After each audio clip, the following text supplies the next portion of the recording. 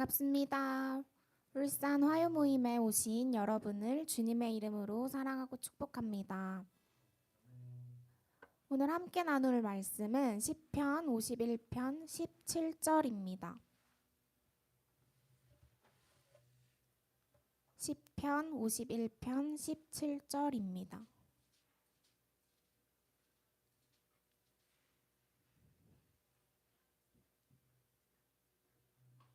다 찾으신 줄 알고 한 목소리로 함께 읽겠습니다.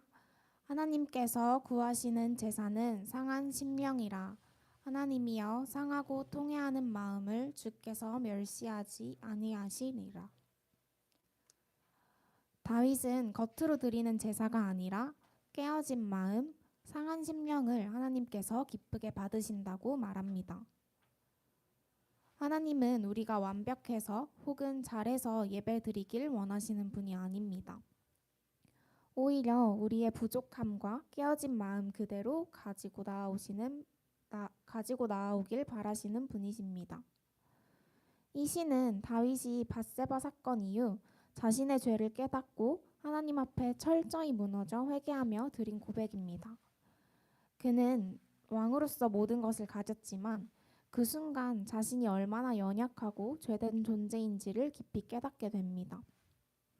그때 다윗은 하나님은 화려한 제사나 완벽한 모습보다 깨진 마음과 낮아진 영혼을 기쁘게 받으시는 분이라는 걸 고백합니다. 상한 심령이란 단순히 슬퍼하는 마음이 아니라 하나님 앞에서 자신의 한계를 인정하고 의지하는 마음입니다. 통회하는 마음은 단순한 후회가 아니라 하나님께 다시 돌아가려는 마음의 방향 전환을 의미합니다. 다윗은 바로 그런 마음을 가지고 다시 하나님 앞에 나아갔습니다. 하나님은 그 마음을 멸시하지 않으시고 오히려 새롭게 세워주셨습니다. 짧게 제 이야기를 나누자면 저는 청년부에서 소그룹 리더를 맡고 있는데요. 1학기에는 소그룹 리더로서 열심히 활동했던 것 같아요. 함께 묵상하고 찬양하며 격려하는 시간을 소그룹원들과 함께 많이 가졌었는데 2학기가 되면서 소그룹이 개편되고 또는 친구들이 잘 나오지 않거나 마음이 어려운 지체들이 소그룹에 함께하고 있으니까 좀 뭔가 힘이 빠지고 삶이 바쁘다는 핑계로 소그룹에 제가 마음을 쏟고 있지 않더라고요. 예전에는 소그룹 친구들 함께 격려하고 예배하자라는 것들이 내가 하나님 앞에 예배하는 거구나라는 마음들이 세워졌었던 것 같은데 그런 마음이 없이 그냥 하나님 앞에서 예배하는 마음이 흐려졌던 것 같아요. 그래서 이 말씀을 묵상하면서 다시 깨닫게 되었습니다. 하나님은 우리가 완벽하기를 바라시는 분이 아니라 진심으로 하나님을 찾는 마음을 원하시는 분이시라는 걸요. 비록 우리의 예배가 때로는 부족하고 흔들릴지라도 하나님은 그 속에서 상한 마음, 진실한 마음을 기쁘게 받으십니다. 그리고 그 상한 마음을 통해 오히려 더 깊은 예배로, 더 진실한 예배자로 빚어가신다는 것을 믿습니다. 그래서 이 시간 함께 기도하고 싶은데요. 하나님은 우리가 어떠한 모습으로 있든지 상한 마음과 진실한 예배를 기쁘게 받으시는 분이십니다. 지금 우리의 상황이 어떠하든 하나님은 여전히 그 자리에 계시며 우리의 중심을 바라보고 계십니다. 주님 앞에 우리의 마음을 겸손히 내려놓고 다시 한번 하나님, 제 마음이 주님께 향하기를 원합니다. 고백하며 나아가겠습니다. 우리 각자의 자리에서 진심으로 하나님 앞에 예배할 수 있도록 함께 기도하겠습니다.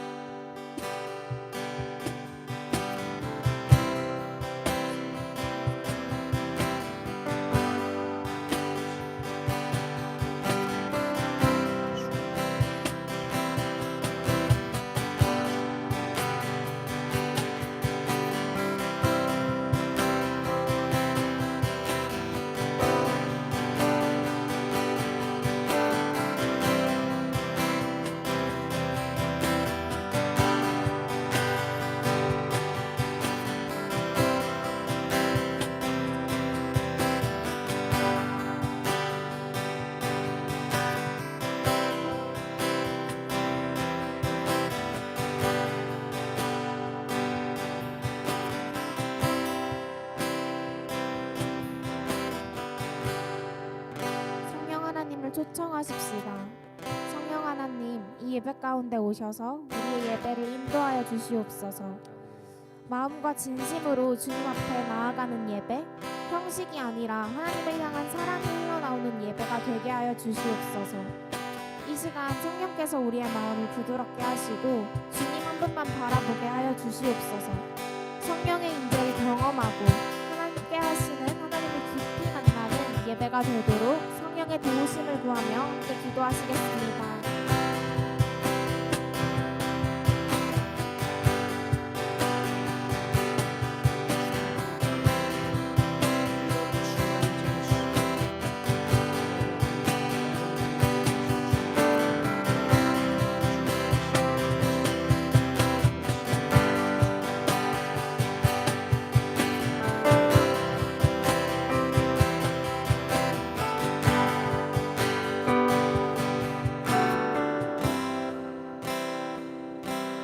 보여지는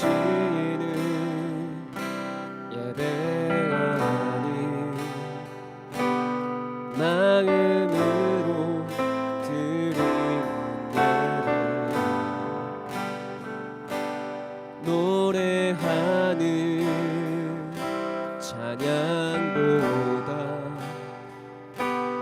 삶으로 고백되는 예배, 나를 위한 예배하니 주님 뜻을 향한 예배, 마음과 정성 다하여서 주 앞에 드려지는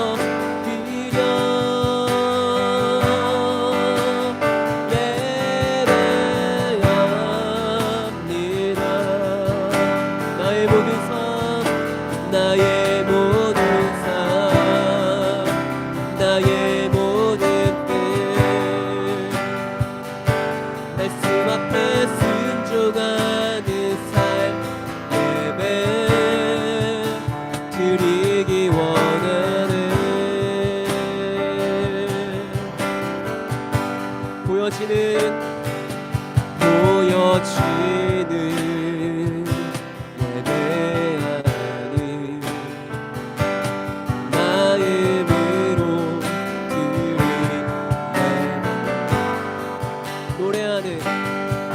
노래하는 찬양보다 삶으로 고백되는 나를 위한 예배하니 주님 뜻을 향한 예배, 마음과 정성 다하여서 주 앞에 드려지는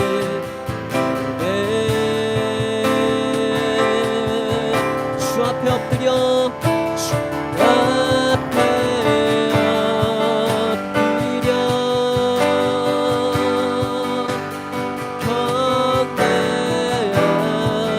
경배합니다. 온전한 예배, 내 맘의 예배, 내 모든 것 받기 합당하신 주 앞에 엎드려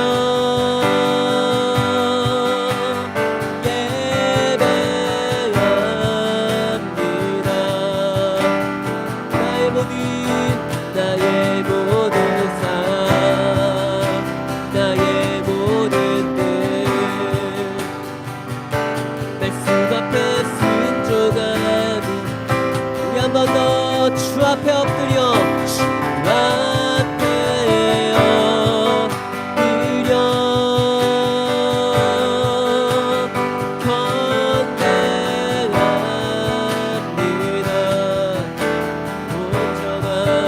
온전한 예배 내 맘에 내 모든 것 받기 합당하시니 주 앞에 엎드려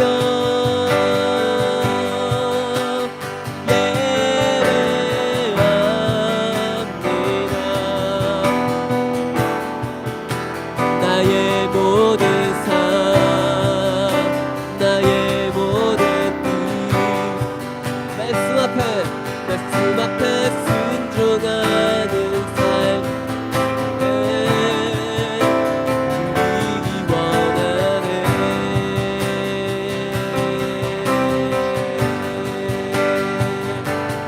영과 진리로 예배하네.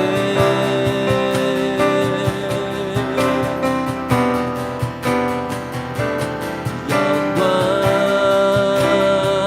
진리로 예배하네. 우리 한번 더 영과 진리로 영과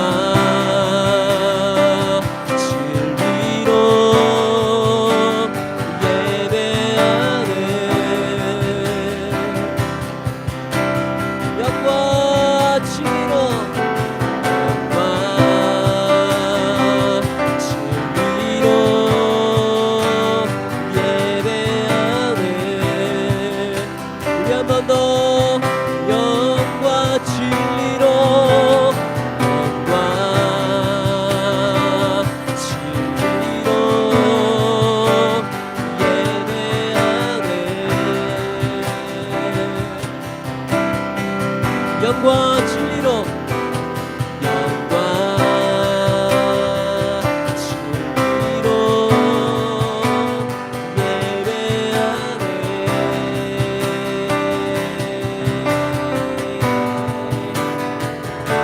나의 눈 열어 나의 눈 열어 주를 보게 하소서. 정직한 예배 순전한 나를 드리네. 빗나간 나의 소망 주께로 돌이키며 오직 주만 사랑하게 하소서. 나의 눈 열어 주를 보게 하소서. 정직한 예배 떠난 나를 드리네. 빗나간 나의 소망 주께로 돌이키며 오직 주만 사랑하. 한 번 더 나의 눈 열어 나의 눈 열어 주를 보게 하소서. 정직한 예배 순전한 나를 드리네. 빗나간 나의 소망 주께로 돌이키며 오직 주만 사랑하게 하소서. 나의 눈 열어 주를 보게 하소서.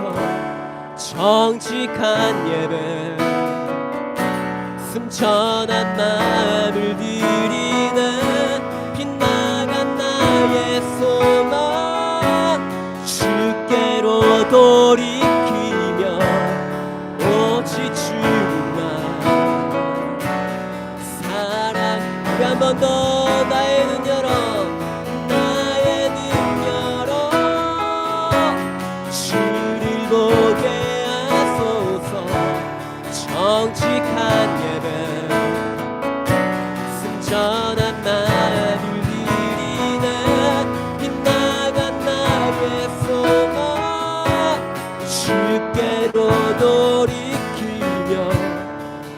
오직 주님만 사랑하게 하소서.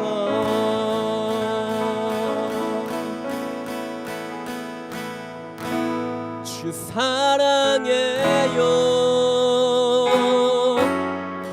영원히 찬양해 예수.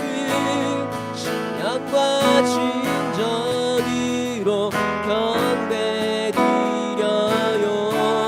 한 번 더 주 사랑해요. 주 사랑해요. 영원히 영원히 찬양해 예수. 신령과 진정으로 경배드려요.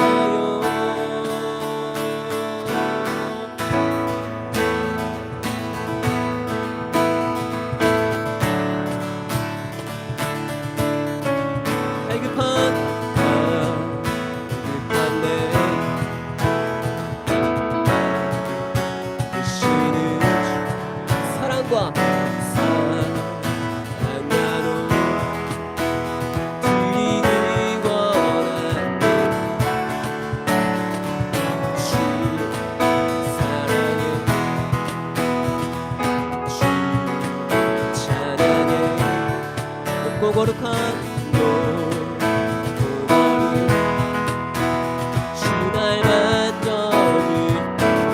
이전과 같지 않으리요. 사랑해요. 영원히 찬양해 예수.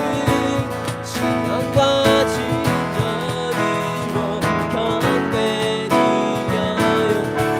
주 사랑해요. 주 사랑해요.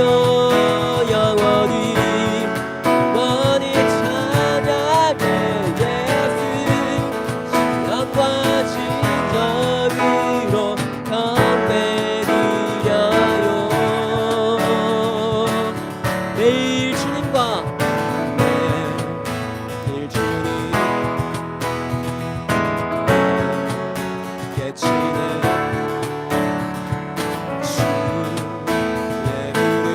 주 마음 알기 원해. 주 마음 알기 내 모든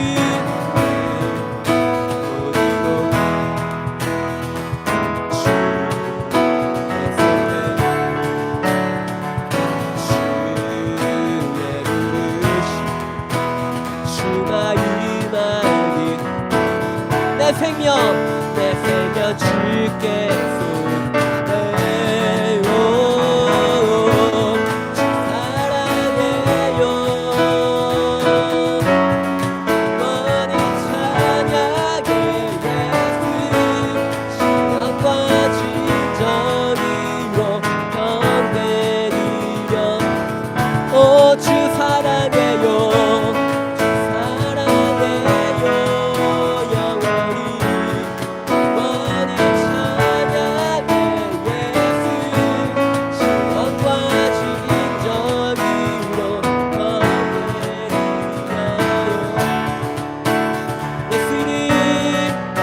예수 이름 높이 올려드리세. 한 목소리로 소리 높여 모두 외치세.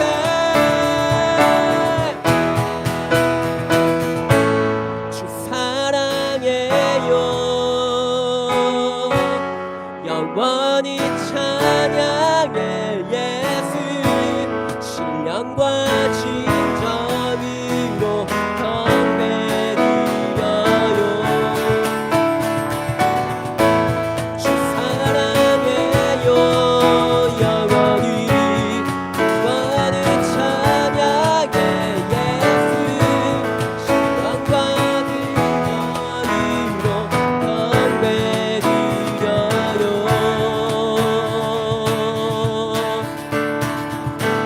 주발 앞에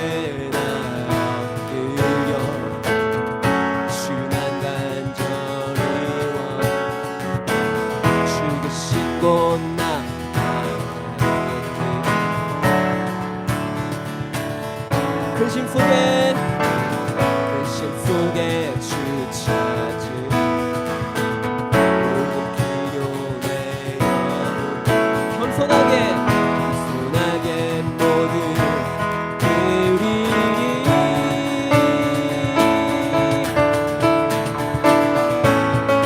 오직 예수 주님만이 나의 삶의 이유 오직 예수 주님만이 나의 삶의 이유 언제나 어디서나 크고 깊은 은혜 주님 항상 내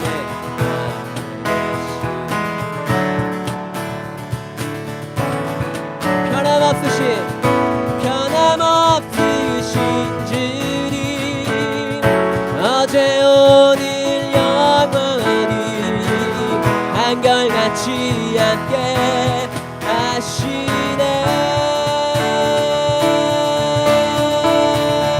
오직 예수 주님만이 나의 삶의 이유 오직 예수 주님만이 나의 우리 한 번 더 오직 예수 주님만이 나의 삶의 이유 오직 예수 주님만이 나의 삶의 이유 우리 함께 주님은 길과 진리 생명 나는 오직 믿음으로 살리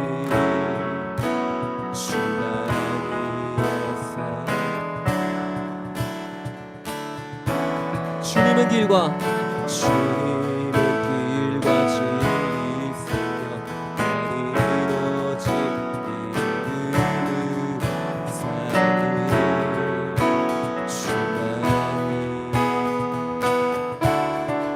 우리 목소리 높여서 주님은 길과 진리 생명 나는 오직 믿음으로 살리 주만 위에 살리 한 번 더 주님은 길과 진리 생명 나는 오직 믿음으로 살리 주만 위에 살리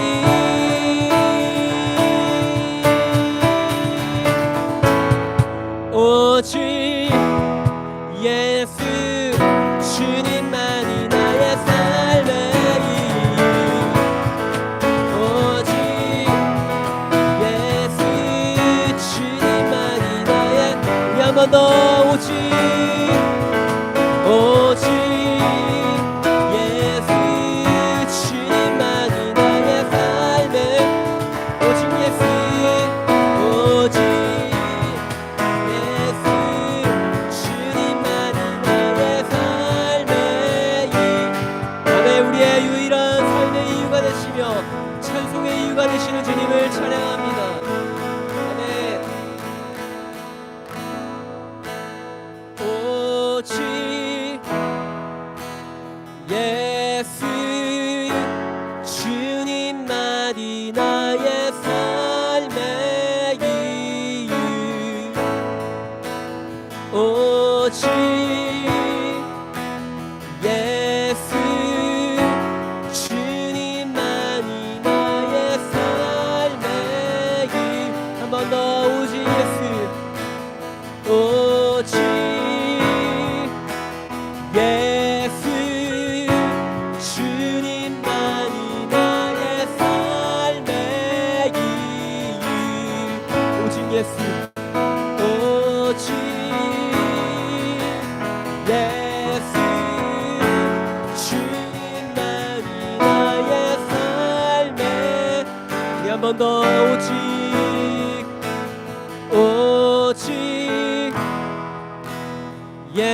예수 주님만이 나의 삶의 이유 오직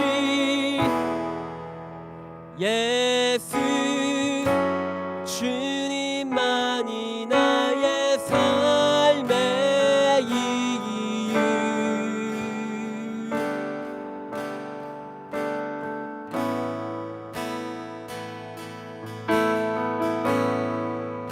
오 나의 하나님이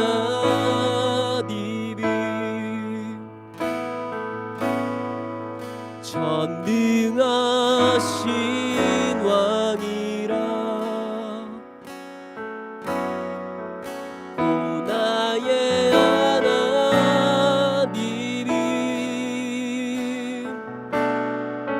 평강의 왕이라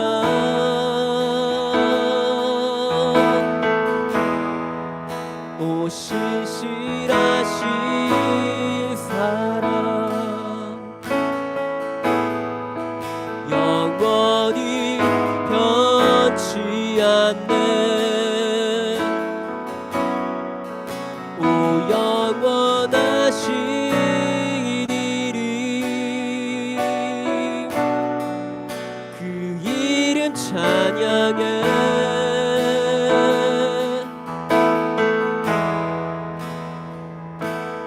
앞을 볼 수 없는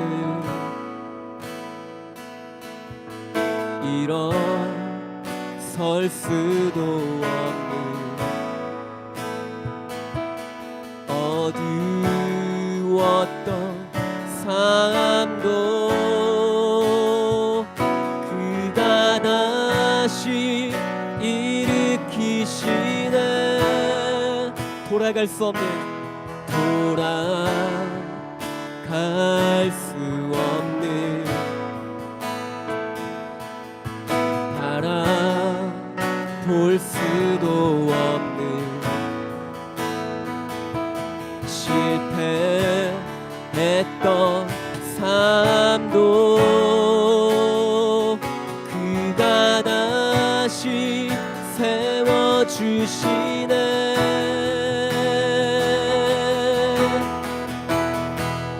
오 나의 하나님이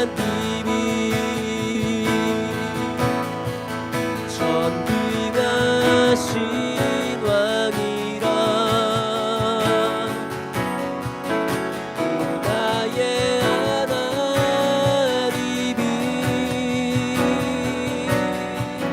평강의 왕이라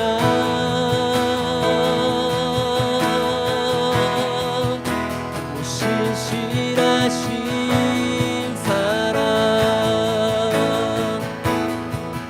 영원히 변치 않네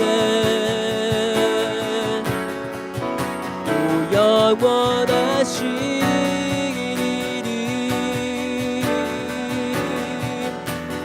이름 찬양해 앞을 볼 수 없는 앞을 볼 수 없는 일어설 수도 없는 일어설 수도 없는 어두웠던 삶도 그가 다시 일으키시네 돌아갈 수 없는 돌아갈 수 없는 바라볼 수도 없는 실패했던 삶도 그가 다시 세워주시네 오 나의 하나님 오 나의 하나님이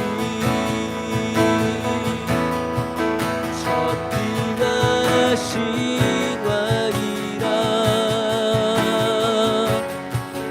오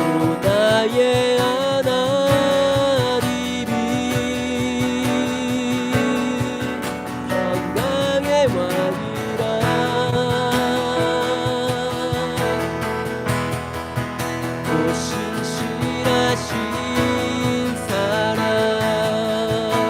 영원히 변치 않네.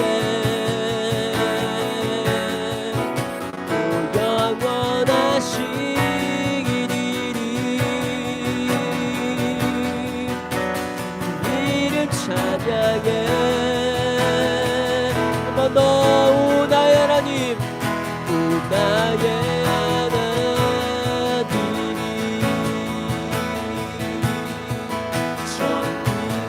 전능하신 왕이라. 오 나의 하나님이 건강의 왕이라.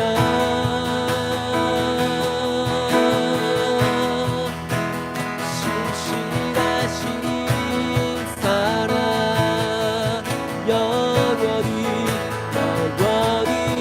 변치 않네. 오 영원하시기니 이름 찬양해. 예수 예수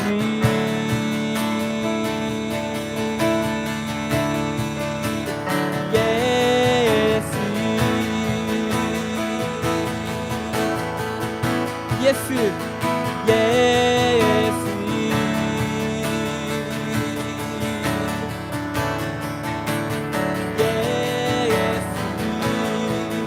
영원하신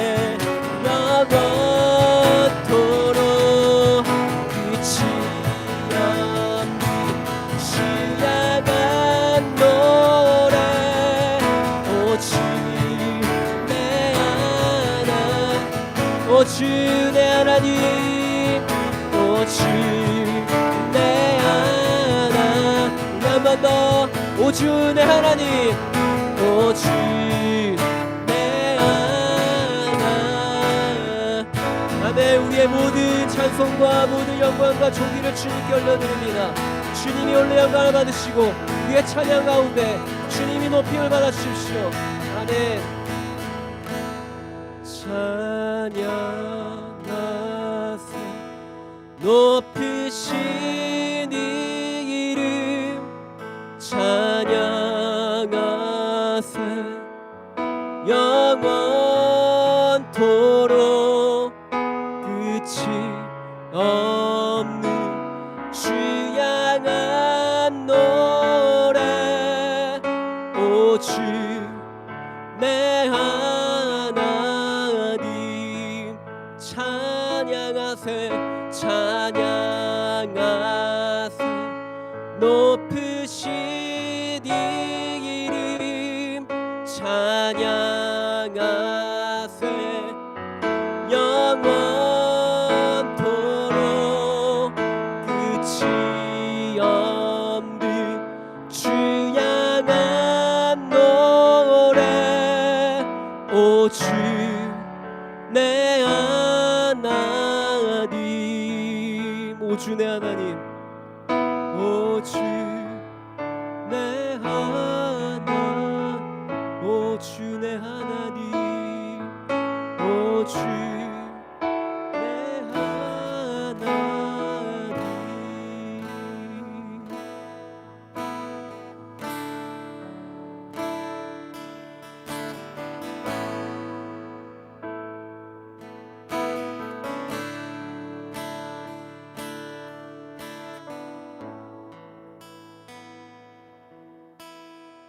우리 하나님은 전능하신 왕이십니다.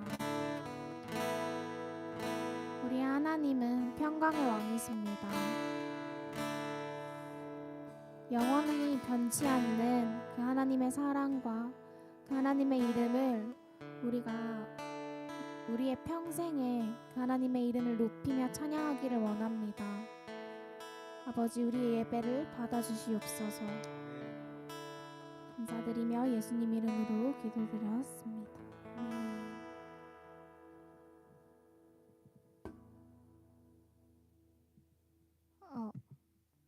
네, 저희 이제 광고 시간인데요. 다음 주 11월 4일 첫째 주 화요 모임은 예수전도당 간사님들이 말레이시아의 선교사 대회 일정으로 인해서 다음 주 화요 모임은 한 주 휴회하겠습니다. 매주 화요일 예수전도단 울산지부 사무실에서 화요 모임 매주 드려지고 있습니다. 온라인과 오프라인으로 함께하고 있는데요. 함께 오셔서 같이 울산을 위해서 또 이 땅을 위해서 기도하며 예배하셨으면 좋겠습니다. 네, 화요 모임 헌금 위해서 기도하겠습니다. 사랑의 하나님, 우리의 삶과 마음을 주님 앞에 드립니다. 이 예물이 단순한 물질이 아니라 주님께 향한 우리의 사랑과 감사의 고백이 되기를 원합니다. 아버지, 이 예물이 주님의 뜻과 주님의 나라를 위해 쓰임받게 해주세요. 감사드리며 예수님 이름으로 기도드렸습니다. 아멘. 이 시간 말씀 듣는 시간 가질 텐데요. 오늘의 말씀은 예수전도단 울산지부 선교실 리더이신 이명희 간사님 나오셔서 전해주시겠습니다. 함께 축복하겠습니다. 너는 그리스도의 향기라 너는 그리스도의 편지라 하나님 앞에서 그리스도의 향기는 너를 통해 생명이 흘러가리 너를 통해 생명이 흘러가리.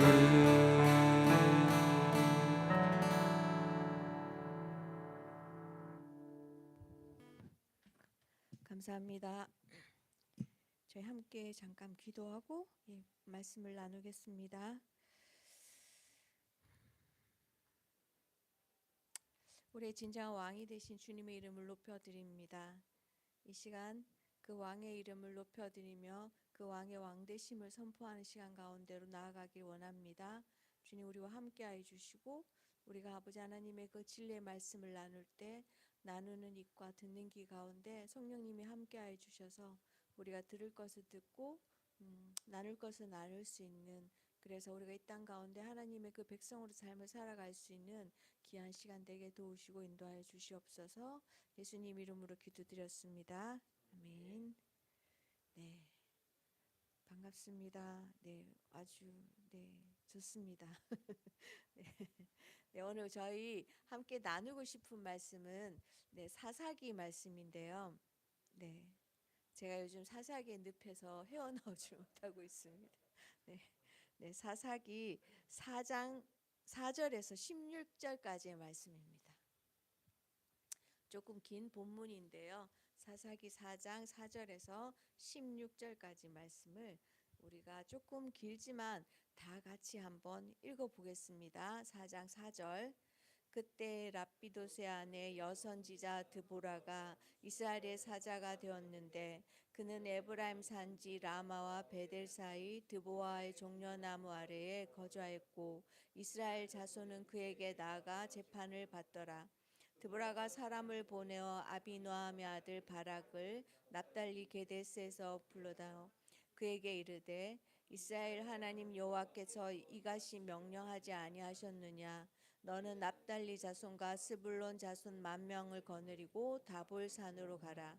내가 야빈의 군대 장관 시스라와 그의 병거들과 그의 무리를 기손 강으로 이끌어 내게 이르게 하고 그를 내 손에 넘겨주리라 하셨느니라. 바락이 그에게 이르되 만일 당신이 나와 함께 가면 내가 가려니와 만일 당신이 나와 함께 가지 아니하면 나도 가지 아니하겠노라 하니 이르되 내가 반드시 너와 함께 가리라.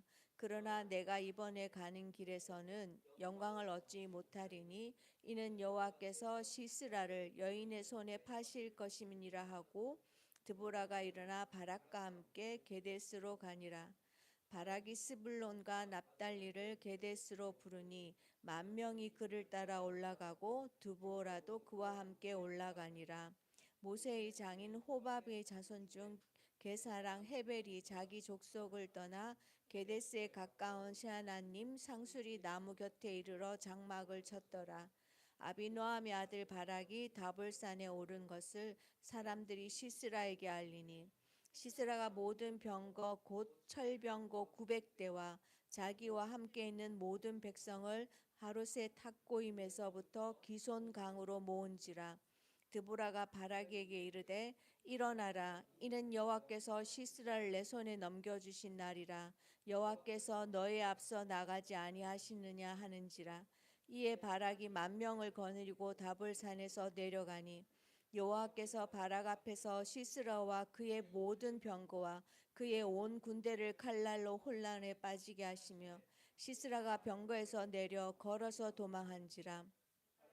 그의 병거들과 군대를 추격하여 하롯의 탁고임에 이르니 시스라의 왕대가 다 칼에 엎드려졌고 한 사람도 남은 자가 없었더라. 아멘. 네. 날씨가 많이 쌀쌀해 있었습니다. 얼마 전까지만 해도 절기상으로는 가을이었지만 여름 날씨가 계속되었고요. 근데 하루 이틀 지나고 갑자기 기온이 막 떨어지기 시작하면서 요즘 날씨는 초겨울의 기온으로 바로 넘어가 버린 것 같습니다. 그래서 요즘 사람들이 가장 많이 하는 말이 가을이 상실되었다, 가을이 없어졌다라는 이런 얘기들을 많이 하는데요. 우리가 체감하기도 가을이 없어진 것 같습니다. 우리나라는 봄, 여름, 가을, 겨울이 참 뚜렷하고 그 구분이 선명했던 나라인데 언제부턴지 요즘은 그 구분들이 사라진 것을 보면 아마 앞으로도 계속 가을은 없는 계절이라는 생각이 듭니다. 요즘 이런 이상한 기후들을 보면서 저는 이런 생각을 해보았습니다. 날씨가 자기 소견에 옳은 대로 행하는 것. 네, 여러분의 생각은 어떠세요? 날씨가 그 하나님께서 날씨를 이 땅을 창조하실 때 그 연한과 시와 때를 지으신 그 창조주 하나님의 자연의 그 일치에서 자연의 질서에 따라 움직이지 않고 날씨가 진짜 자기 소견에 옳은 대로 행하는 것 같습니다. 오늘 아침에 출근하면서 보니까 사람들의 옷차림도 역시 자기 소견에 옳은 대로 입고 다니더라고요. 어떤 사람은 그냥 가을 옷을 입고 어떤 분은 패딩을 입고 또 오늘 아침 어떤 분은 긴 롱코트를 입은 것을 보았습니다. 네. 이렇게 물색 없이 철도 없이 지나가는 사람들을 보면서 참 요즘은 모든 것이 이 땅의 모든 것이 자기 소견에 옳은 대로 행하는구나라는 생각을 잠시 해보았습니다. 물론 자연이 이렇게 된 것은 어떤 기후 변화 이상 변화로 인한 결과이고 그 일은 자연에 우리에게 맡겨주신 하나님께서 우리 자연을 맡겨주신 우리를 잘 다스리지 못하고 소비와 또 하나님 욕심으로 인해 결과지만 그냥 우선 눈에 보이는 것만 두고 볼 때 날씨에 만약 인격이 있다면 정말 자기 소견이 옳은 대로구나라고 하는 생각이 듭니다. 제가 계속 자기 소견이 옳은 대로라는 이 말을 이제 계속 하다 보면 여러분이 오늘 메시지가 무엇이구나 하는 것을 대충 눈치를 채셨던 것 같습니다. 네, 맞습니다. 오늘 우리가 읽은 이 본문은 사사기 본문이죠. 그 사사기의 핵심 구절은 뭘까요? 우리가 잘 알고 있는 것처럼 그때 이스라엘에 왕이 없었으므로 자기 소견에 옳은 대로 행하였다라는 그 한 문장으로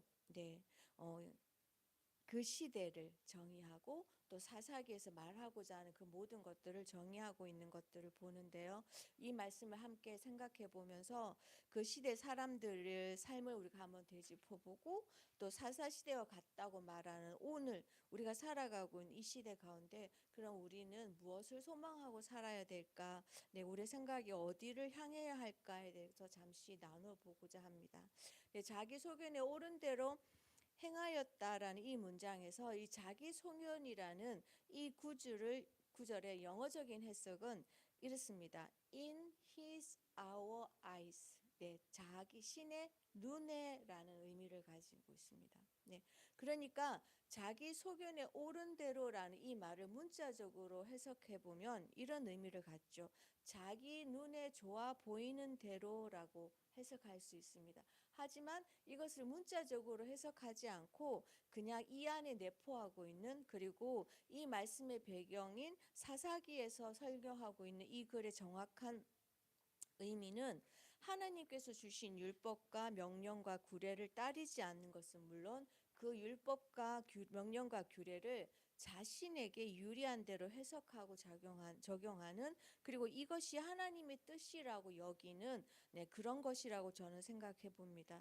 그리고 사사시대를 살아갔던 이스라엘 백성들이 바로 이와 같이 행할 수밖에 없었던 그 이유가 그 앞에 나와 있는데요. 그것은 바로 그때 이스라엘이 왕이 없었으므로입니다. 여러분 정말 이스라엘 왕이 없었나요? 아니죠. 이스라엘 왕이 있었습니다. 다만 이스라엘 사람들이 그들의 왕을 인정하지 않고 그들의 왕을 거부했던 것에서 이 말이 나왔습니다. 우리가 알고 있는 것 같이 그들의 진정한 왕은 하나님이십니다. 이스라엘은 시내산에서 하나님과 언약을 했습니다. 하나님은 그들의 왕이 되고 그들은 하나님의 백성으로서의 삶을 살겠다고 하나님과 언약했죠. 그래서 그들의 정체성은 하나님의 백성으로 살면서 하나님 나라를 이뤄내는 것이었습니다. 하지만 그들은 자신의 왕이신 하나님을 그의 하나님의 왕권을 무시할 뿐 아니라 그분과 맺은 언약을 어기고 자기 스스로가 자기의 삶을 주관하며 옳고 그름의 기준이 자기 스스로가 되었던 것입니다. 진정한 왕이 있으나 그 왕을 인정하지 않고 자신들이 스스로 왕이 되어서 자신들의 눈에 좋은 대로 뜻을 정하고 생각과 의지들을 자신들의 모든 삶의 영역뿐 아니라 심지어는 자신들이 섬겨야 하는 신마저도 자신들의 뜻대로 결정하고 정해버리는 그런 시대가 바로 이 사사시대인 것입니다. 처음에 저는 사사기를 묵상하면 할수록 제 마음은 점점 더 어두워져 갔습니다. 한숨은 깊어져 가고 과연 이 백성들을 보면서 어쩌지? 하나님과 점점 멀어가는 이스라엘 백성들을 보면서 계속 마음이 돌덩이 얹을 때마다 이 사사기 펼 때마다 돌덩이를 하나씩 얹어가는 그런 기분이 들었습니다. 그러다가 오늘 우리가 읽은 이 본문을 묵상하는데 저는 정말 사사기의 그 어두운 시절 가운데 그래도 하나님은 일하고 계시고 하나님은 결코 이 땅을 포기하지 않으시고 그 어두운 시간 가운데도 하나님이 행하고 계시는 그 놀라운 것들을 보게 되었는데요. 네, 그래서 이분 하나님만이 우리의 구원이시고 하나님만이 우리의 소망이라는 것을 이 본문을 통해서 깨달았습니다. 예, 이제 이미 다 알고 계신 사실이지만 사사기 계율을 잠깐 나누려면 사사기 시작은 1장 1절에 뭐라고 되어 있냐면 여수아가 죽은 후에라고 시작이 됩니다. 네, 하나님으로부터 받은 약속에 따라간 땅에 들어갔죠. 이스라엘 백성은 그 약속의 땅에서 그들에게 하나님이 그 땅을 정복하고 그 땅에 하나님의 나라를 세우고 하나님의 나라의 백성으로서 제사장의 삶을 살기를 원하는 그 땅에 들어갔을 때 이스라엘 처음에는 하나님의 이 명령에 순종하는 것처럼 보였습니다. 그러나 점점 그렇지 못했죠. 네, 그리고 그렇지 못하는 시간 가운데 그들은 더욱더 시간이 지나면서 우리가 알고 있는 것처럼 하나님을 섬기는 것이 아니라 하나님을 떠나가기에 바쁜 시간들을 보냈습니다. 그곳에서 하나님의 명령대로 살아가지 못하고 하나님을 거역하고 배신하여 결국은 가나안을 쫓아서 행하는 삶을 살게 되는 것을 봅니다. 그 결과 하나님께서 그들에게 이미 가나안 땅에 들어가기 전에 하나님 이미 말씀하신 대로 그 땅의 백성들이 너희의 옆구리 올무가 될 것이다라는 그 말씀처럼 그들은 가나안의 백성들은 이스라엘 백성들을 핍박하고 그들에게 고통을 주게 됩니다. 이런 상황에서 이스라엘 백성들은 고통을 당하면 어떻게 하죠? 하나님께 부르짖습니다. 그럼 하나님은 다시 그들의 부르짖음을 들으시고 그들을 구원할 사사를 보내주시고 근데 다시 여기서 멈추어지는 게 아니라 이 얘기가 계속 반복되는 그런 순환 구조를 가지고 있는 거죠. 오늘 우리가 읽은 이 본문도 바로 앞에서 하나님은 이스라엘 백성들 에웃을 통해서 모압의 압박에서 건져주시고 삼가를 통해서 블레셋의 손에서 이스라엘 백성들을 구원해 주셨습니다. 그런데 뭐라고 하냐면 우리가 읽진 않았지만 4장 1절에 보면 이스라엘 백성이 에웃이 죽으니 다시 이스라엘 백성이 또 여호와의 목전에 악을 행하매라고 기록되어져 있는 걸 보면 이들은 다시 또 악한 상태로 나아갔습니다. 그래서 하나님은 그들을 징계하시기 위해서 그들을 하솔이라는 땅을 통치하고 있는 가나안 왕 야빈에게 그들을 파셨다고 2절에 기록되어져 있는 걸 볼 수 있는데요. 우리 2절 4장 2절을 다 같이 한번 읽어 보실까요? 4장 2절입니다. 여호와께서 하솔에서 통치하는 가나안 왕 야빈의 손에 그들을 파셨으니 그의 군대 장관은 하롯의 탁고임에 거주하는 시스라요.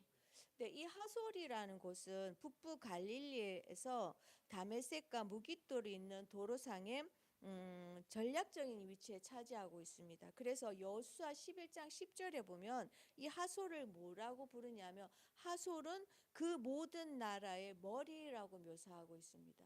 근데 이 하솔은 여호수아 때 여호수아에게 패하고 말죠. 그래서 하솔의 땅을 여호수아가 점령을 합니다. 근데 그 하솔의 땅에서 다시 이스라엘들을 핍박하고 그들을 고난 가운데 갖게 한 일들이 다시금 일어나는 거죠.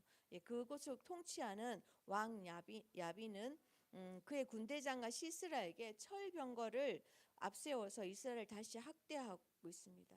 근데 이스라엘은 또 학대를 당하고 있죠. 그럼 이스라엘 무엇을 할까요? 여호와께 부르짖죠.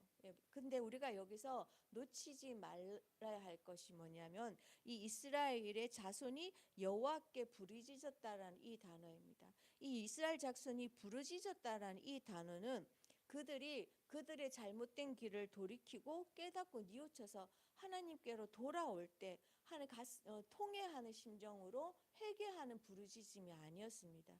그냥 히브리어로는 이 부르짖다라는 단어에 차크라는 단어인데요. 이건 날카로운 소리를 지르다라는 의미입니다.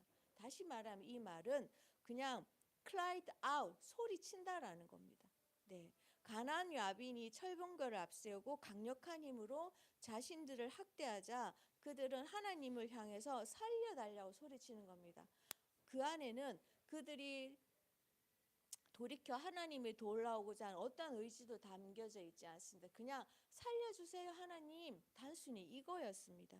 이런 아우성에 불과한 부르짖음을 이들은 했던 건데요. 근데 하나님은 이들의 이 소리를 외면하지 않으셨습니다. 하나님은 이들의 이 부르짖는 소리조차 그 안에 하나님께 돌아가겠다는 어떠한 진정성조차 그들의 의지조차 없는 그냥 단순히 살려주세요 하나님이란 이 부르짖음 소리에 하나님은 들으시고 드보라라는 여자 사자를 내어서 이스라엘을 다시 한 번 더 구원하시는 거죠. 드보라는 여자였지만 오늘 본문에 보면 이스라엘 배경에서는 드물게 사사들은 어려움이 빠졌을 때 구하는 역할을 했죠. 그런데 이 드보라는 무엇을 하냐면 사복 기능을 수행하는 인물이었습니다. 4장 5절에 보면 그는 에브라임 산지 라마의 베델 사이 드보라의 종려나무 아래 거주하였고 이스라엘 자손은 그에게 나아가 재판을 받더라라고 있는 것을 보면 드보라는 라마와 베델 사이의 종려나무 아래 그 당시 이 종려나무는 지역과 지역의 경계를 표시하는 곳에 그런 역할을 했다고 합니다. 그러니까 라마와 베델 사이인 종려나무에서 드보라는 그 나무 아래서 자신들에게 사건을 가지고 오는 사건을 듣고 그것을 판결해주고 또 어떨 때는 신탁에 대한 질문에 대답을 해주고 있는 이런 역할을 하고 있었던 거죠. 하나님 이런 드보라를 사사로 세워서 가나안 땅 왕 야빈과 그의 군대 장관 시스라의 손에서 이스라엘을 다시 한번 구원하시기로 결정하십니다. 그리고 드보라로 하여금 바락을 찾아가게 하시죠. 네, 그래서 그 바락에게 찾아가서 그에게 납달리 자손과 스불론 자손 망명을 거느리고 다볼산으로 가라고 합니다. 그리고 다음과 같은 약속을 하시죠. 4장 7절을 다 같이 한번 읽어볼까요? 4장 7절입니다. 내가 야빈의 군대 장관 시스라와 그의 병거들과 그의 무리를 기손강으로 이끌어 내게 이르게 하고 그를 내 손에 넘겨주리라 하셨느니라. 네, 하나님은 바락과 그가 이끄는 납달리 자손과 스불론 자손 10,000명을 으로 구성된 이스라엘 군사를 어디로 가게 하냐면 다볼산으로 가게 했습니다. 그리고 야빈의 군대 장관 시스라와 그의 군대 그리고 그가 가지고 있는 그 철번거를 기손강으로 이끌어 가게 했죠. 네, 그리고 하시는 말씀이 이 군대를 너희 손에 넘겨주겠다라고 말씀합니다. 여러분 자세히 읽어보면 이 부분이 조금 이상하지 않으세요? 네, 이 다볼산은 나사렛에서 4km 가량 떨어진 이스라엘 골짜기 북동쪽 끝에 솟아있는 꼭대기인데요. 그 꼭대기가 아주 평평한 돌기같이 되어 있다고 합니다. 그래서 그곳에 꼭대기지만 평평한 곳이어서 그곳에 그리고 또 그 땅은 스불론과 이사갈과 납달리 지파의 영토를 서로 연결해주는 그런 역할이기 때문에 군사들이 집결하기 아주 좋습니다. 네, 또 그것은 아래에서 보면 밑에서 그 다볼산 꼭대기를 보면 잘 보이지가 않는다고 합니다. 그래서 그 안에 적들에게 이들이 뭘 하고 있는지 노출된 위험이 없죠. 반대서 위에서 밑으로 내려다 본다면 어떨까요? 네, 위에서 밑을 내려다보면 밑에서 적들이 올라오는 것과 적들이 무엇을 하는 것이 다 보이겠죠. 그럼 이 장소는 이스라엘 백성들이 아주 전략적으로 유리한 장소입니다. 그리고 이 장소는 어떤 장소냐면 이스라엘 군대들이 뭘 갖고 오냐면 병거를 가지고 철병거. 근데 철병거가 산을 올라올 수 있을까요? 병거는 평지에서 싸우기에 훨씬 더 좋은 무기죠. 근데 그 바벨산 위에 이스라엘 군대가 있다면 이스라엘 군대들은 올라올 수가 없고 설사 올라온다고 해도 위에서 손을 써서 이들을 공격할 수가 있죠. 이렇게 유리한 곳에 이들을 모이게 했는데 그리고 하나님은 어떻게 하냐면 시스라 군대가 있는 곳을 시스라의 군대를 기손 강가로 모읍니다. 네, 이 평지는 병거들이 활동하기 아주 좋은 곳이죠.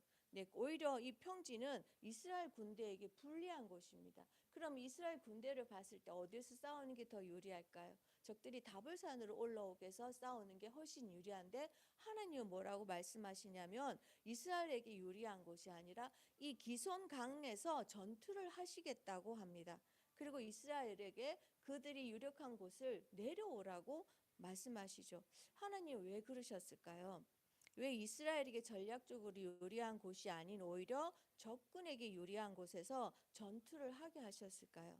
네. 그 대답의 실마리가 14절에 있는데요. 14절을 우리 다시 한번 다 함께 읽어볼까요? 14절입니다. 드보라가 바락에게 이르되 일어나라 이는 여호와께서 시스라를 내 손에 넘겨주신 날이라. 여호와께서 너의 앞서 나가지 아니하시느냐 하는지라. 이에 바락이 10,000명을 거니고 다별산에서 내려가니. 네, 제가 이 부분을 세 번역으로 다시 한번 더 읽어보겠습니다. 드보라가 바락에게 말하였다. 자, 가십시오. 오늘이 바로 주님께서 시스라를 장군님의 손에 넘겨주신 날입니다. 주님께서 친히 그대 앞에 서서 싸우러 나가실 것입니다.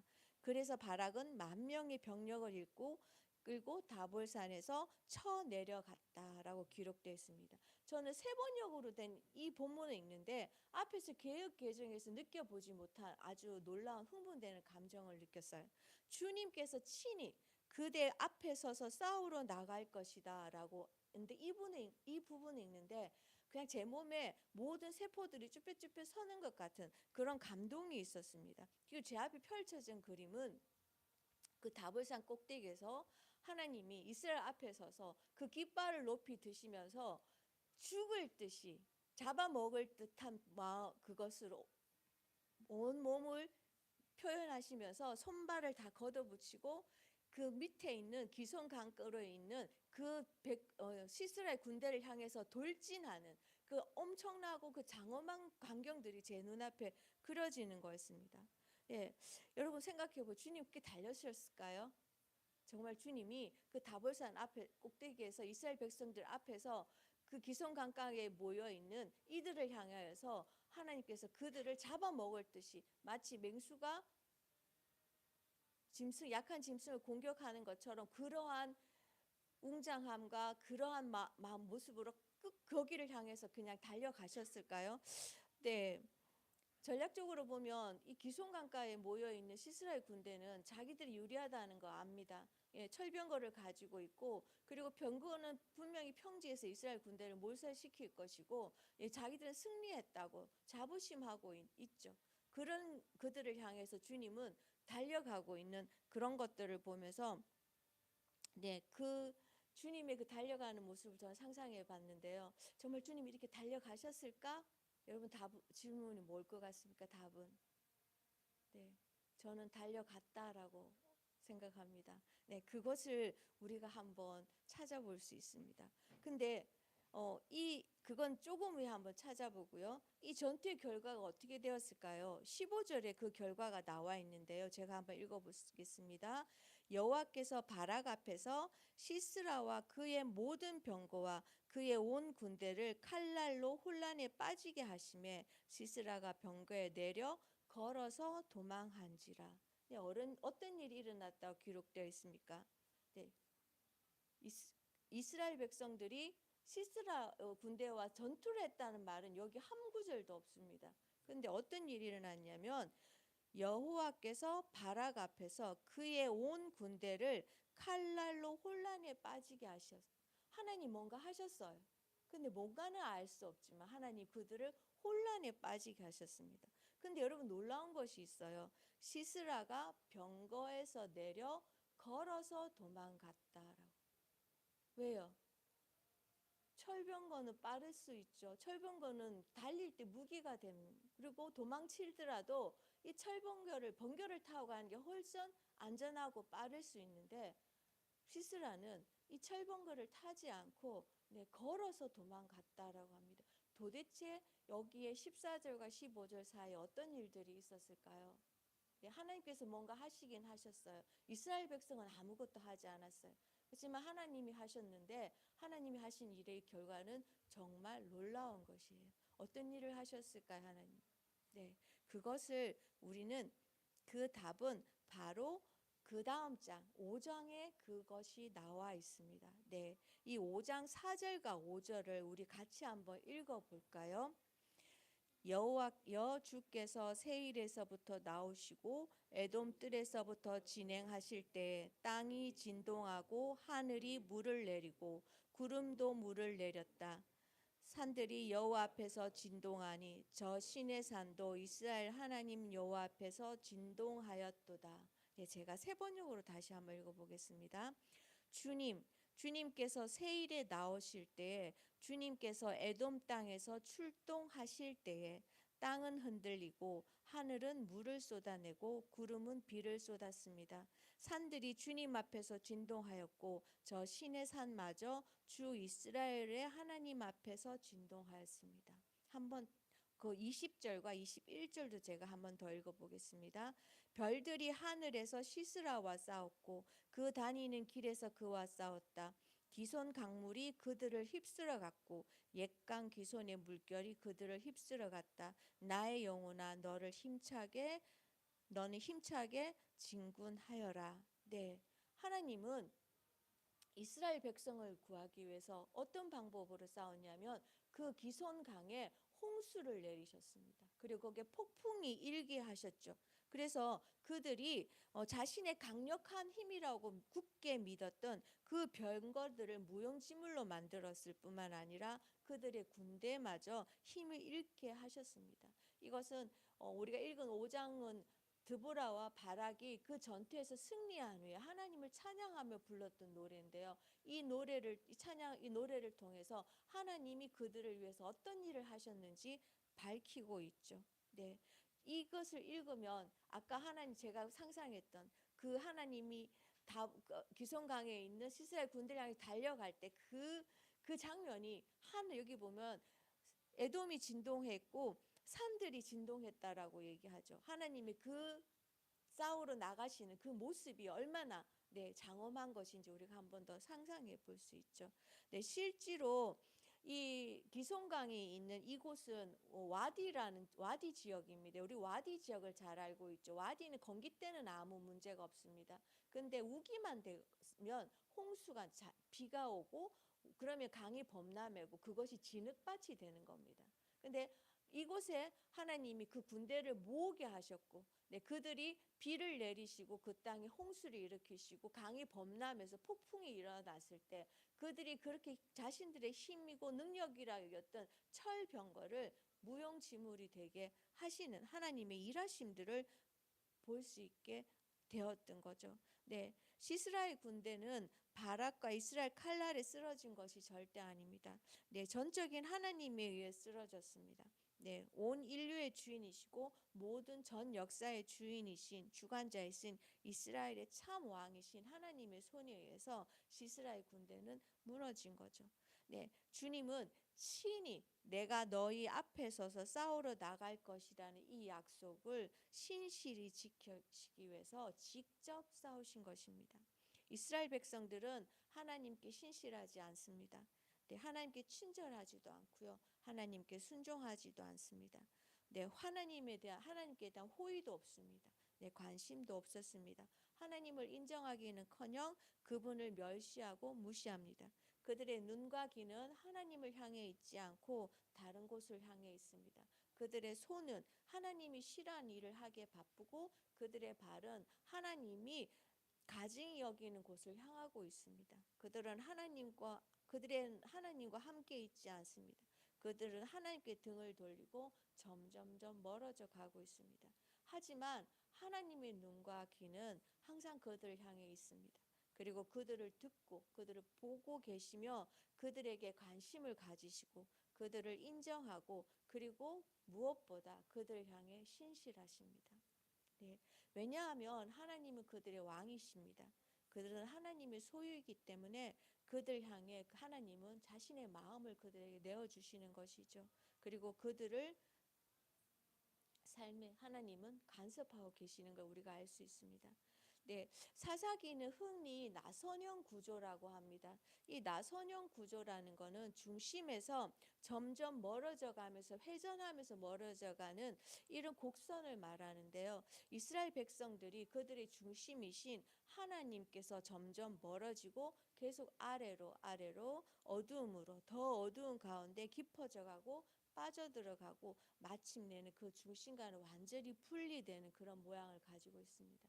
근데 저는 여기서 또 하나의 나선형을 보았습니다. 그것은 바로 이스라엘 향한 하나님 그리고 온 인류를 향한 하나님의 나선형이죠. 하나님의 나선형은 중심에서 멀어져 가는 것이 아니라 더 중심을 향하여서 가고 있는 것들을 보았습니다. 네, 그래서 하나님의 그 구조는 인류를 향한 그 구원의 역사를 더 깊어지게 하고 더 세밀하게 하시고 더 섬세하게 하시고 더 구체적이고 실제가 되어 가게끔 하나님 일하고 계셨습니다. 네, 말씀을 정리하려고 합니다. 네, 오늘 이스라엘 백성은 하나님을 무시했죠. 반면에 하나님을 따르던 우리는 바락의 예에서도 볼 수 있듯이 바락은 하나님께 온전히 순종하지 않았습니다. 하나님이 가라라고 했을 때 바락은 오히려 드보라에게 당신이 함께 가면 나도 가고 당신이 가지 않으면 나는 가지 않겠습니다라고 말했다는 것은 전적인 순종이 아닙니다. 그리고 어쩌면 그의 믿음은 온전한 믿음이 아니라 부스러기 믿음일 수도 있습니다. 그렇지만 하나님은 그 바락을 들어 쓰셔서 이스라엘에게 승리를 가져오게 하시는 겁니다. 네, 하나님은 참 이스라엘의 왕이십니다. 네, 우리에게 왕이 없다고 말하는 이스라엘 백성들을 향해서 그들이 참된 회개의 길이 돌이킴이 아니라 그냥 소리치는 그 외마디 고함에도 외면치 않으시고 그들을 향해 구원의 손길을 내미시는 왕이신 하나님이십니다. 내 온전한 순종과 헌신이 아닌 조건부의 순종과 부스리 같은 믿음에도 그들을 위해 친히 싸우시는 이스라엘의 하나님은 참 왕이십니다. 그리고 그분은 오늘 나와 여러분들의 왕이십니다. 예, 오늘 이 시대를 살아가는 사람들은 이 시대를 보면 이렇게 얘기합니다. 사사시대와 같다고. 그래서 사람들이 모두 자기 소견에 옳은 대로 살아간다라고 이 시대를 말합니다. 그러면서 과연 이 시대에 소망이 있을까라고 얘기도 합니다. 네, 옳고 그름을 판단하는 기준이 그리고 사회의 모든 것을 결정하는 가치의 기준이 공동체를 움직이는 질서와 같은 이 모든 것들이 하나님의 뜻과는 전혀 맞지 않고요. 심지어는 그 마음의 생각과 뜻까지도 자기의 이익과 유익을 위해서 그리고 자신에게 편리한 대로 해석하고 적용해버리는 이 시대를 보면서 하나님의 자녀는 어떨 때는 참 답답하고 한탄을 할 때도 있습니다. 그래서 가끔은 우리는 이 땅에 소망이 없는 것은 아닐까? 네. 그렇게 생각하고 절망하고 좌절할 때도 있죠. 하지만 한편으로 또 생각하면 우리 안에도 역시 하나님은 나의 왕이십니다. 나의 삶의 주권자이십니다라고 고백은 하지만 여전히 내 삶의 주권자가 나일 때가 있습니다. 그리고 내가 내 삶의 왕으로 살아갈 때가 있습니다.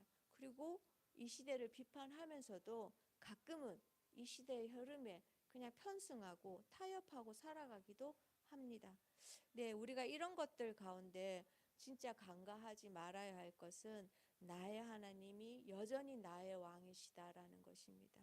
그렇기 때문에 그분의 신실하심이 나를 놓지 않으실 것이고 끝까지 나를 포기하지 않고 나를 돌보실 것이라는 겁니다. 제가 사사기를 통해서 내린 결론은 바로 이것입니다. 하나님의 그 신실하심은 그 꺼져가는 이스라엘들의 그 불 가운데서도 여전히 그 안에서 신실하게 하나님을 왕이라 고백하는 사람들을 찾아내고 그들로 하여금 하나님의 뜻을 이루어가는 것을 저는 생각을 했습니다.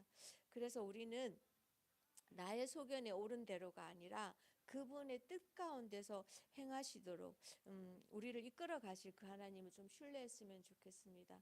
우리가 해야 될 것은 그분의 나의 왕이십니다라는 그 고백하는 것과 그분을 나의 왕으로 고백하기로 결정하는 것이라고 저는 생각합니다.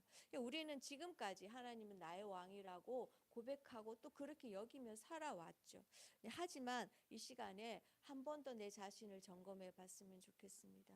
우리는 이 땅을 살아가는 동안에 이 땅에서 하나님의 가치를 하나님 나의 왕으로 고백하고 살기는 참 어렵습니다. 하지만 그럼에도 불구하고 우리가 다시금 하나님 앞에 또다시 우리의 마음을 세우고 우리의 뜻을 하나님께 올려드려서 우리가 하나님의 나의 왕으로 인정하는 그런 저의 삶이 됐으면 좋겠다는 마음입니다.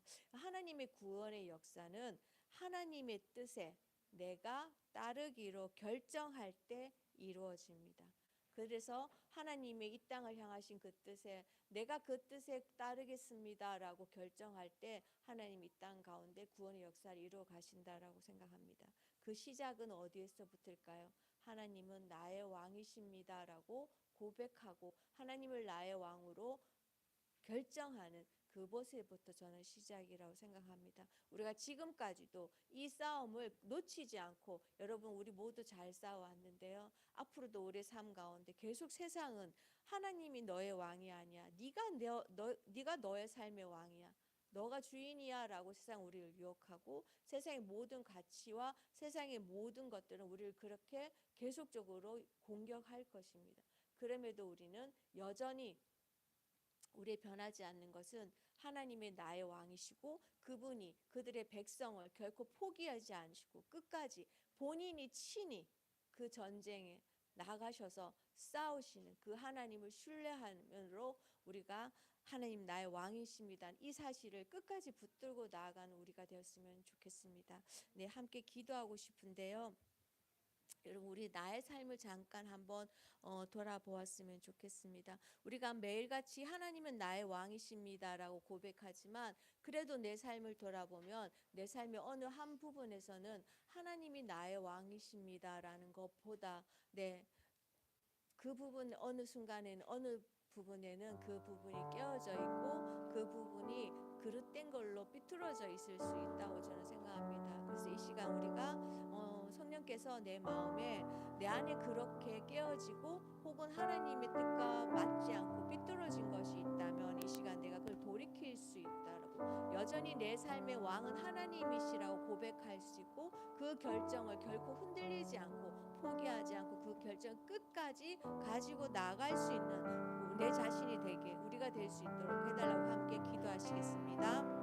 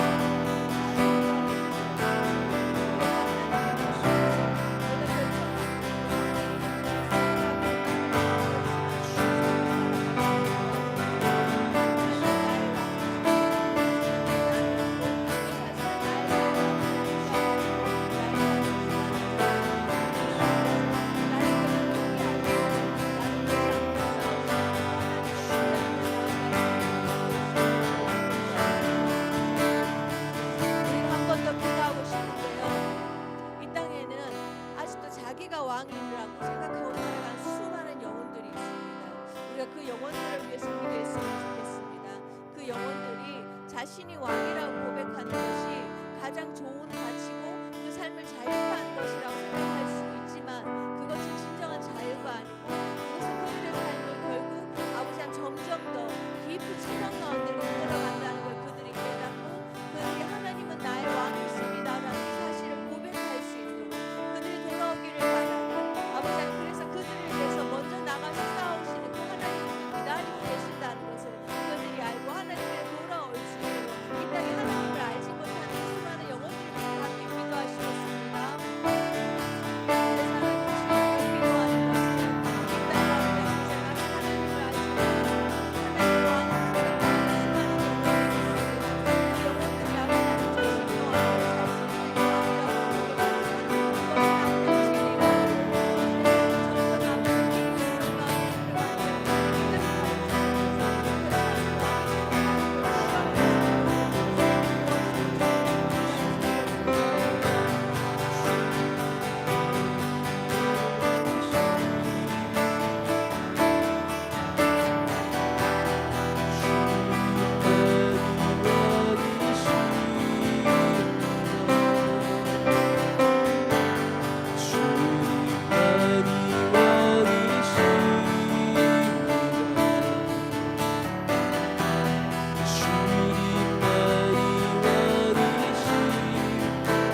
더 주님만이 왕이십니다. 주님만이 왕이십니다.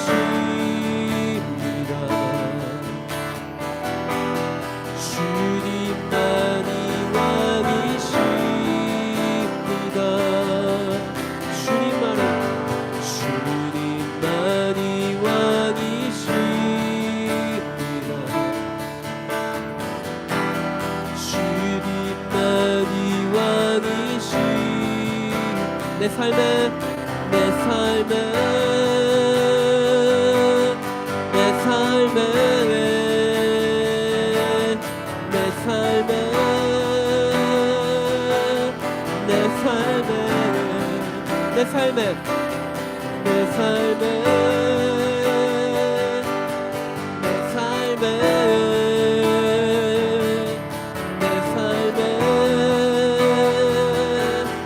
내 삶에 주님만이 왕이십니다. 주님만이 왕이십니다. 주님만이 왕이십니다.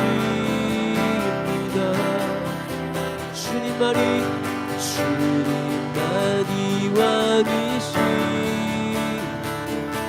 주님만이 왕이시 이곳에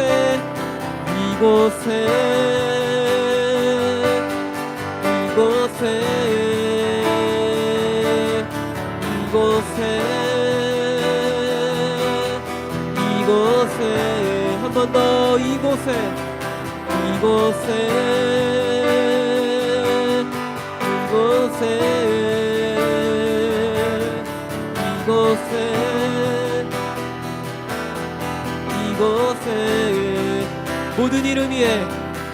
모든 이름 위에 뛰어나신 이름 왕의 왕 예수께 엎드려 경배 한 번 더 모든 이름 위에 뛰어나신 이름 왕의 왕 예수께 엎드려 경배해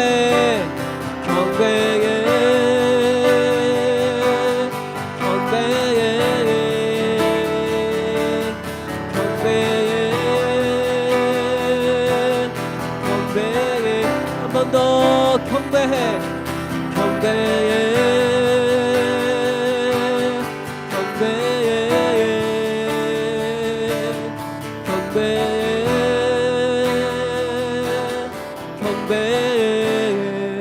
주님만이 왕이십니다. 주님만이 왕이십니다.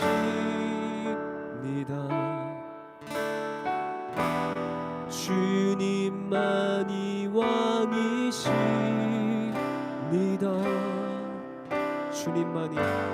주님만이 왕이십니다.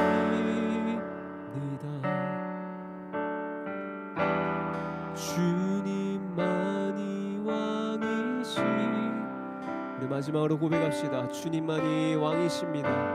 주님만이 왕이십니다. 아멘. 주님만이 왕이십니다. 주님만이 왕이십니다.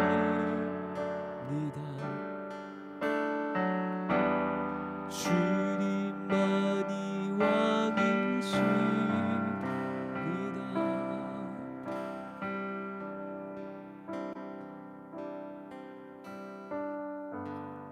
이 시간 함께 중보기도 하고 싶은데요. 최근에 언론과 또한 SNS를 통해 많은 응급 상황 속에서 생명을 위협받는 일이 반복되고 있음을 접하게 됩니다.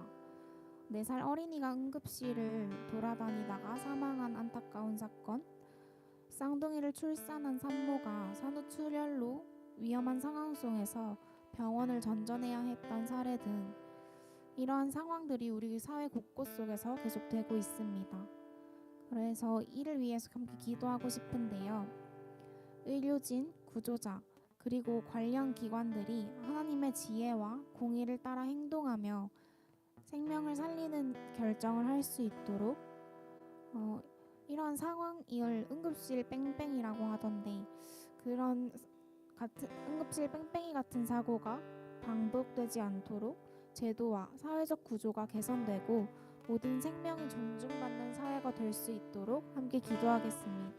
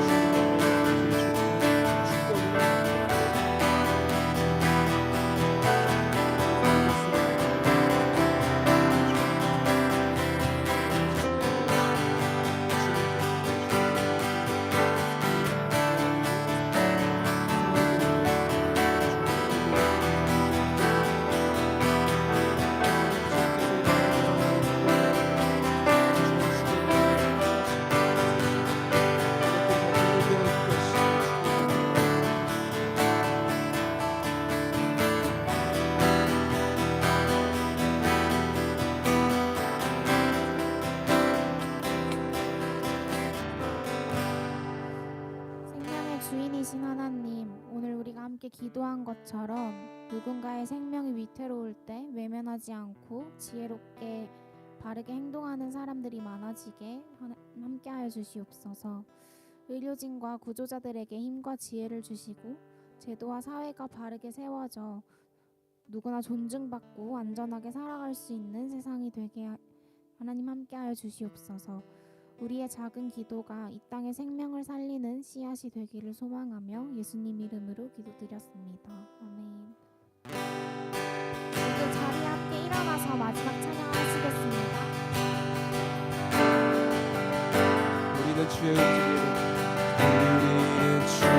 움직이는 이곳은 주님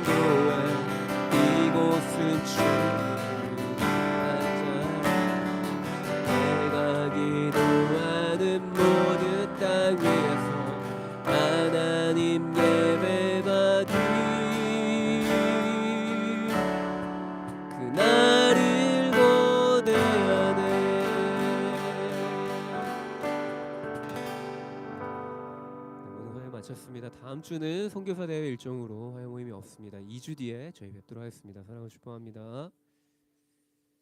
수고하셨습니다.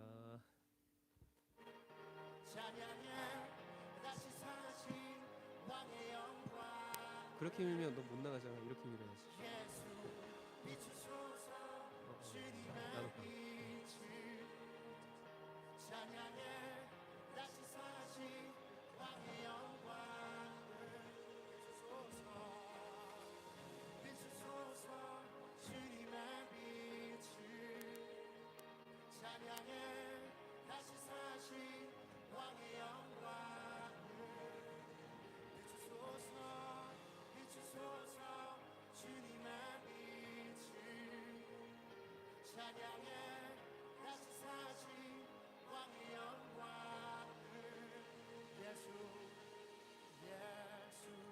산을 옮기시 내 주를